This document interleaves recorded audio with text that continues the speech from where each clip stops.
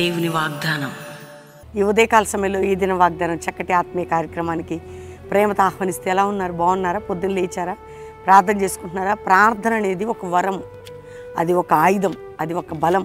ఈరోజు మీరు ఏ స్థితిలో ఉన్నా, ఏ కండిషన్లో ఉన్నా, ఎలాంటి స్థితిలో ఉన్నా దేవుడు నిన్ను ప్రేమిస్తున్నాడు. రక్షకుడు ఆయన, పాపికి ప్రాణం పెట్టినవాడు, రక్తం కార్చినవాడు యేసయ్య.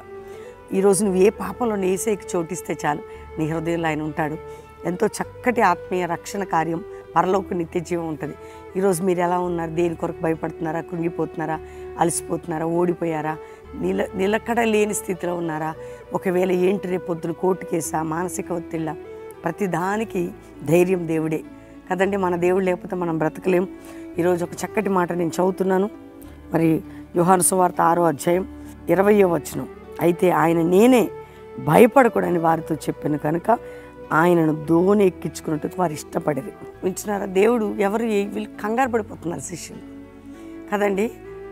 ఆయన ఏమన్నా నేనే భయపడకూడదు. కొన్నిసార్లు మన నీడను చూసి భయపడతాం, దేవుడైనా మనకి ఇచ్చేది అవకాశం అని భయపడతాం, అసలు ఆయనైనా మనకు ఎన్నో రకాల భయాలు నీ జీవితంలో ఉంటాయి. వాళ్ళు కూడా అసలు యేసయ్యా అనుకోలేదు వాళ్ళు, కానీ నేనే భయపడకుడి అని ఆయనను దోణి ఎక్కించుకున్నారట. ఆ దోణి అద్దరికి వాళ్ళు వెళ్ళాల్సిన ప్రదేశం చేరినట్టు కింద రాయబడి ఉంటుంది. చూసారా? దేవుడు భయపడకుడు అని చెప్పి వెళ్ళిపోయేటోడు కాదు ఆయన. ఆయన మన ప్రతి మార్గంలో ఆయన మనల్ని, మన జీవితాన్ని, మనకున్న పరిస్థితులన్నిటిలో కూడా ఆయన ఉండి జరిగిస్తాడు. అందుకనే వారు ఎక్కించుకున్నారండి. మరి నువ్వు కూడా నీ హృదయంలో చేర్చుకుంటున్నావు యేసయ్యని. ప్రతి దినము నీ జీవితాన్ని అన్ని ఏదో చేసి, బంధువులు చేస్తారు, చుట్టాలు చేస్తారు, అక్కలు చేస్తారు, అన్నలు చేస్తారు, తమ్ముళ్ళు చేస్తారు, మా ప్రియులు చేస్తారు, ఇంకొకరు చేస్తారు, ఫ్రెండ్స్ అని ఒకరి మీద ఆధారపడకండి. దేవుడు ఎప్పుడు చేయరు ఎవరు. ఇంకోటి చెప్తున్నా, మనుషుల ద్వారా ఏం కాదు. దేవుడిని వారు ఆ దోణిలో వాళ్ళు ఎక్కించుకున్నారు కాబట్టి వారు చేరవలసిన ప్రదేశం చేరినట్టు రాయబడింది.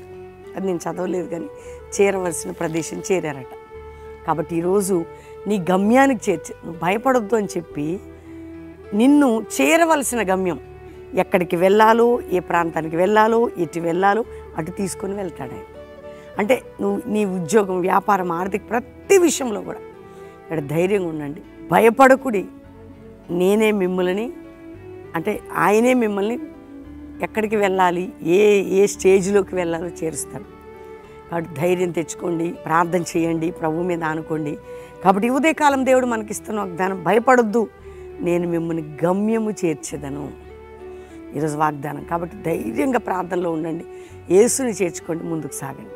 ప్రార్థన చేసుకుందాం. తండ్రి, రక్షణ లేని బిడ్డలకి రక్షణ, రోగులకి స్వస్థత, వ్యాధి, బాధ, చింత, నిందలు, గాయాలు, అవమానాలు, పోరాటాలు, రోగములు అన్నిటి నుంచి విడిపించి, అయ్యా కోర్టు కేసు, అక్రమ అన్యాయం, మోసం ఉండి బిడ్డలు విడిపించి, వారి భూ సంబంధమైన బంధకాలు తెంచండి. వారి డబ్బు ఎవరికి ఇచ్చారు, నిద్ర పట్టొద్దు తీసుకున్న వారు డబ్బు తెచ్చి అలా ప్రభా నా తండ్రి, వారు భూములు తీసుకు, ఇల్లు ఎవరైనా కానీ కార్యం జరిగించండి.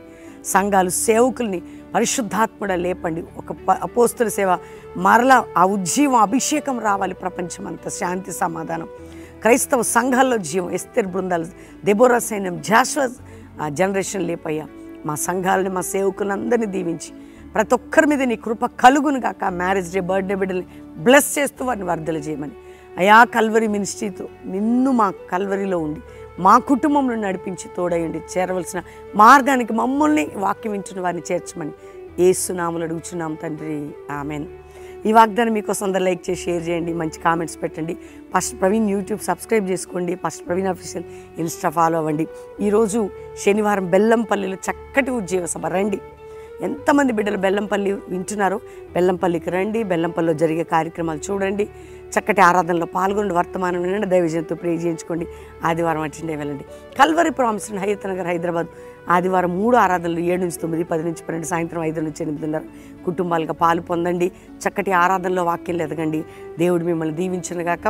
మరి డిసెంబర్ 8, 9, 10, 11 4 రోజులు మీ అందరికీ తెలుసు, మిర్యాలగూడ, నల్గొండ దగ్గర మిర్యాలగూడ చక్కటి ఉజ్జీవ సభలు.